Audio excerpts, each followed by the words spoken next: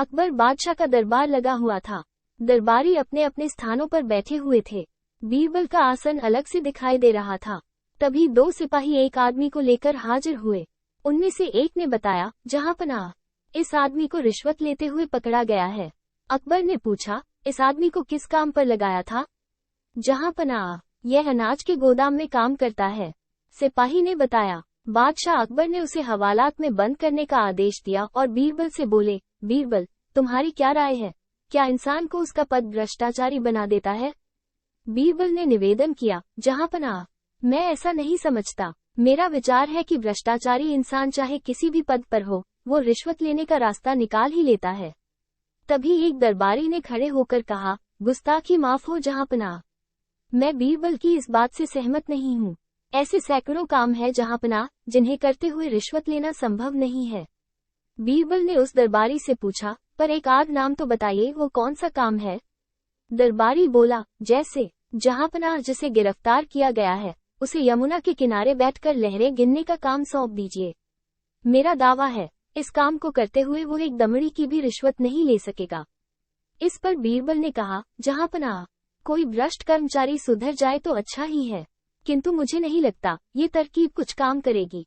दरबारी ने जोर देते हुए कहा, जरूर काम करेगी, आजमा कर तो देखिए। बादशाह अकबर ने पूरी बात ध्यान से सुनी और उस कर्मचारी को नए काम पर लगा दिया। वो कर्मचारी सुबह से शाम तक यमुना के किनारे पर बैठा रहता और यमुना में उठने वाली लहरों की गिनती करता रहता। धीरे धीरे एक सप्ताह बीत गया। एक दिन दरबारी ने बीरबल से पूछा, बीरबल, 7 दिन हो गए हैं, अब तक उस आदमी के बारे में कोई शिकायत नहीं मिली। बीरबल ने धीरे से हाँ कहा और चुप हो गए, किंतु उन्हें विश्वास नहीं था कि वो आदमी सुधर गया होगा। उन्होंने बादशाह से निवेदन किया, जहांपनाह, क्यों न वहां चलकर खुद देखा जाए?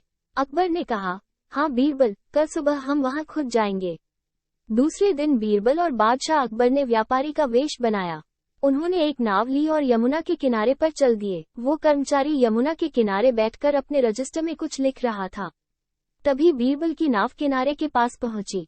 कर्मचारी वहीं से चिल्लाया, ए तुम लोग क्या कर रहे हो? व्यापारी बने हुए बीरबल ने कहा, भैया हम अपनी नाव चला रहे हैं, आपको कोई परेशानी हुई क्या?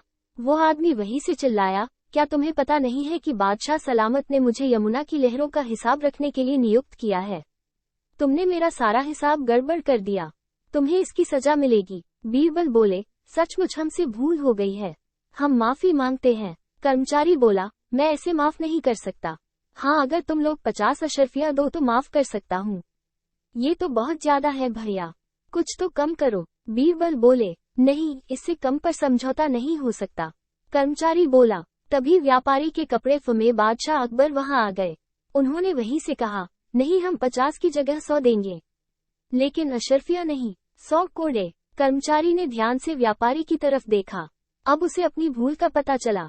वो बादशाह के पैरों में गिर पड़ा और बोला, माफ करें जहांपनाह, मैं आपको पहचान न सका। बादशाह ने बीरबल की ओर देखा और कहा, तुम ठीक कहते थे बीरबल, कोई भी काम हो, भ्रष्ट अफसर उसमें पैसा ऐंठने का मौका निकाल ही लेते हैं। जी जहांपनाह, आप ठीक कहते हैं, बीरबल ने धीरे से कहा और चुप हो गए। दोस्तों, अगर आपको कहानी पसंद आई हो तो वीडियो को लाइक कर लीजिए और चैनल को सब्सक्राइब करना ना भूले ताकि आपको ऐसी ही और कहानी मिलती रहे। धन्यवाद।